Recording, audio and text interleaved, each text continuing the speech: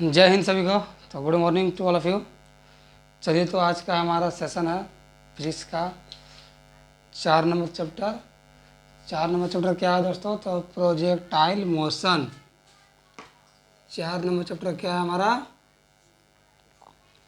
Projectile motion. Projectile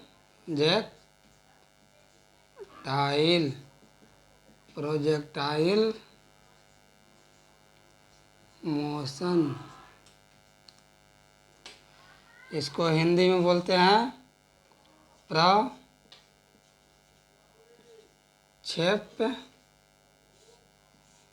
motion. का मतलब क्या होता है? गति। चलिए, तो सबसे पहले हम जानने का प्रयास करेंगे कि प्रोजेक्टाइल मोशन होता क्या है। तो जैसे बैट बॉल खेले हैं ना, हाँ, गांव घर में तो सबको बैट बॉल खेलता ही है।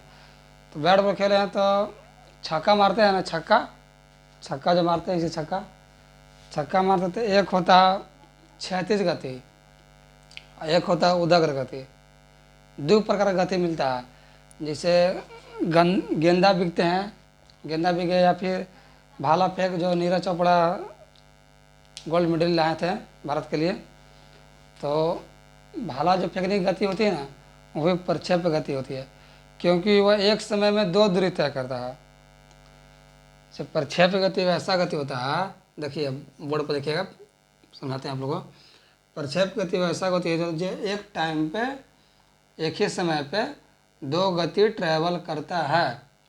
जैसे हम गेंदा बिकते हैं, ठीक, गेंदा बिके तो गेंदा तो हमारा ऐसे चक्कर जाता है,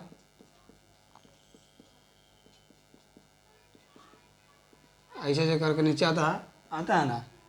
तो एक होता है ये गति, इसको भी ट्रैवल किया, इसको भी ट्रैवल किया। तो कहने का मतलब है कि वैसी गति जो एक समय पर दो गति ट्रैवल करता है, मतलब एक होता है क्षैतिज गति, इसको बोलते हैं क्षैतिज गति, क्षैतिज, और इसको बोलते हैं उदग्र, उदग्र। तो वैसी गति जो एक ही समय पर क्षैतिज गति भी ट्रैवल करे और उदग्र गति भी ट्रैवल करे। जैसे एक क्षैतिज हो गया, एक हाइट के अनुसार डिस्टेंस जा रहा है, इसको यहाँ पर से हाइट लेते हैं, जो कि इसको महत्तम ऊंचाई होता है, आगे वीडियो बनाएंगे, बताएंगे आप लोग को। तो ये क्षैतिज गति हो गया और ये हो गया उदग्र गति। तो हम बात करते हैं प्रक्षेप गति की। तो वैसी गति जिसमें क्षैतिज गति भी हो और उदग्र गति भी हो, तो वैसी गति को हम क्या बोलते हैं?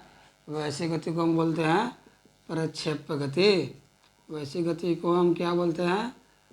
प्रक्षेप गति। जैसे भी इसका एग्जाम्पल है भाला फेंकना, गेंदा बिगना, छक्का मारना, एग्जाम्पल है ऐसे। चलिए, तो प्रक्षेप गति में एक मतलब कि बताते हैं आप लोग को मेन पॉइंट। एक होता है पॉइंट, जैसे अगर कोई यात्री ट्रेन में बैठा है, जैसे आप कहीं जा रहे हैं, ट्रेन में बैठते हैं, तो मान लीजिए कि हम ट्रेन में बैठे हैं और ट्रेन से बैठ करके हम कोई चीज़ बिकते हैं। जैसे हम ट्रेन में, यहाँ पर खिड़की है, जैसे यहाँ बैठे हैं खिड़की के बगल में, ठीक, बगल में खिड़की है, तो खिड़की के बगल से हम कोई चीज़ बिकते हैं। तो जो बिगा उसके लिए वह गति हो जाएगा क्षैतिज गति, क्योंकि आप तो बाहर का सीन देख नहीं रहे हैं, तो आपको तो मालूम होगा नहीं। तो हम तो ऐसे बिक दिए, ठीक। देखते हैं ना कि ट्रेन में सफ़र करते हैं ना, तो बोतल तो नहीं बिकते हैं लोग, तो वही बता रहे हैं। तो मान लीजिए खिड़की पर बैठा है, तो यहाँ से कोई चीज़ बिगा, तो बिकने वाला के लिए वो गति होता है क्षैतिज गति। लेकिन जो स्टेशनिया पर खड़ा रहता है, जो बाहरवा से देखता है, स्टेशनिया पर जो खड़ा रहता है ना, उसके लिए वो गति होता है प्रक्षेप गति। समझे? यही होता है कंटेंट, समझाने का तरीका। चलिए, तो फिर समझाने का प्रयास करेंगे। प्रक्षेप गति वैसी गति है जो एक टाइम पर दो दूरी ट्रैवल करता है, एक क्षैतिज करेगा और एक उदग्र ट्रैवल करेगा। तो वैसी गति को हम बोलते हैं प्रक्षेप गति। जैसे भाला फेंकना, छक्का मारना, गेंदा बिगना, क्या चीज़ पकड़ते हैं ना। हाँ चलिए, तो इसका एक और पॉइंट है संभावना है, ऐसा कुछ होगा, हो भी सकता है, नहीं भी हो सकता है। अगर कोई बंदर पेड़ पर बैठा है, ठीक ना, अगर कोई बंदर, मान लीजिए कि हमको पेड़ उड़ बनाना तो आता नहीं लेकिन फिर भी बना देते हैं, समझे। मान लीजिए कि ये पेड़ है, अगर कोई बंदर इस पेड़ पर बैठा है, ठीक, मान लीजिएगा, मानने में क्या है, मान लीजिए कि बंदर इस पेड़ पर बैठा है, ठीक, और कोई शिकारी है, कोई शिकारी है नीचे से, वो बंदर को भाला फेंक के मारता है या फिर गोली से मारता है, तो यहाँ पर संभावना व्यक्त किया जाता है कि वह गोली या वह भाला, अगर बंदर कूदता है तो, बंदर अगर वहाँ छलांग मारा, कूदा, तो इस चीज़ संभावना बनता है कि बंदर को गोली या बंदूक लग जाएगा। लग सकता भी है और नहीं भी लग सकता है। यह चीज़ प्रक्षेप गति का क्या है दोस्तों, तो संभावना है। तो जैसे गोली वगैरह गया, भाला वाला बिगा, तो वही जो गोली का गति या फिर भाले का गति हो जाएगा, वही गति हो जाता है प्रक्षेप गति।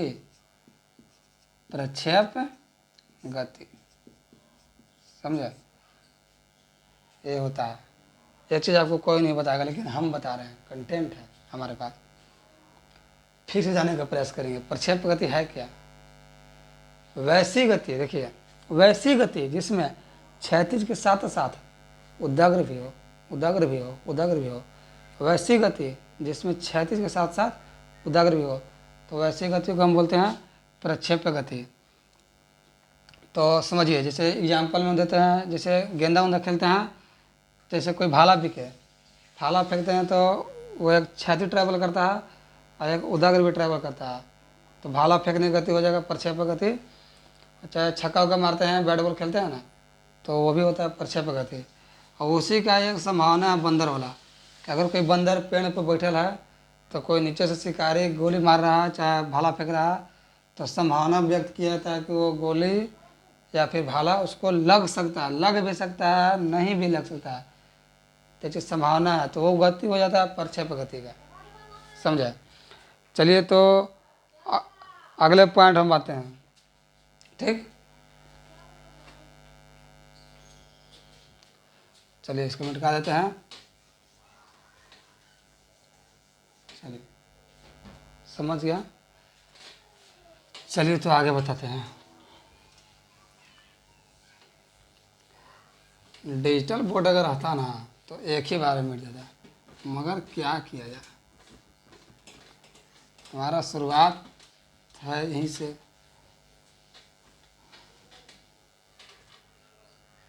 चलिए,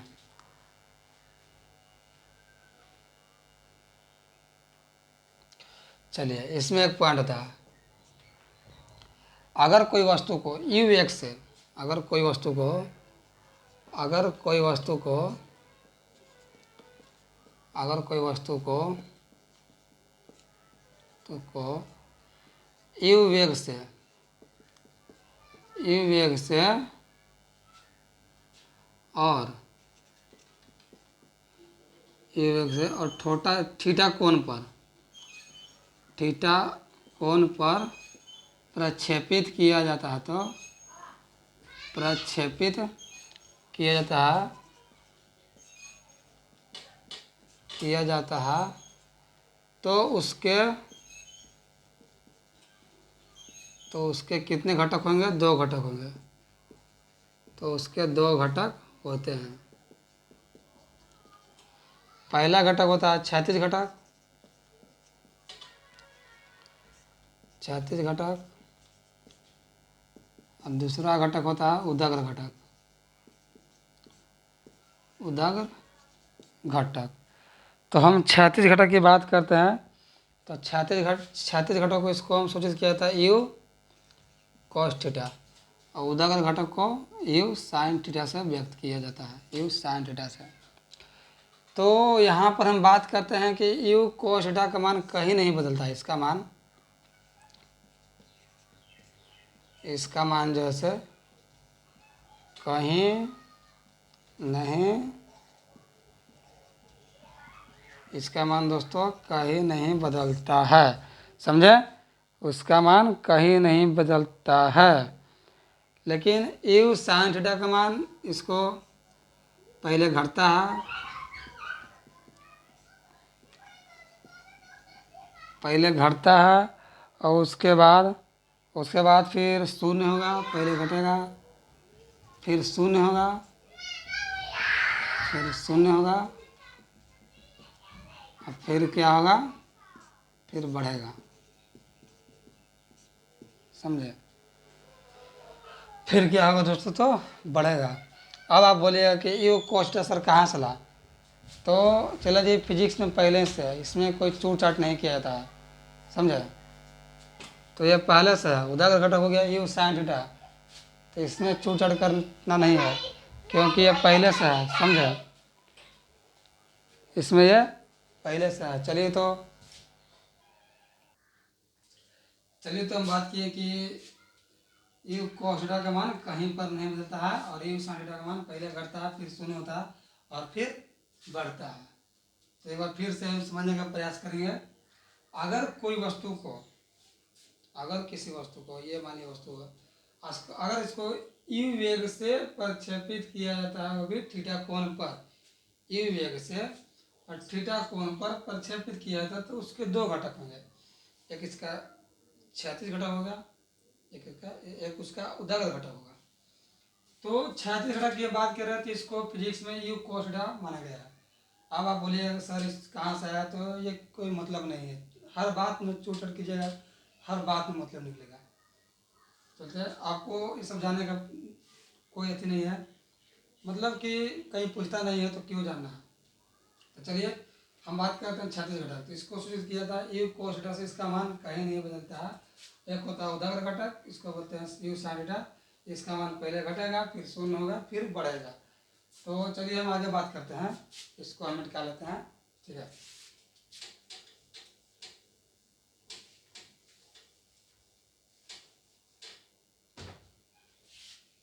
ये चलिए हम मिटा लिए, हमारा मिटकाने वाला कहीं पर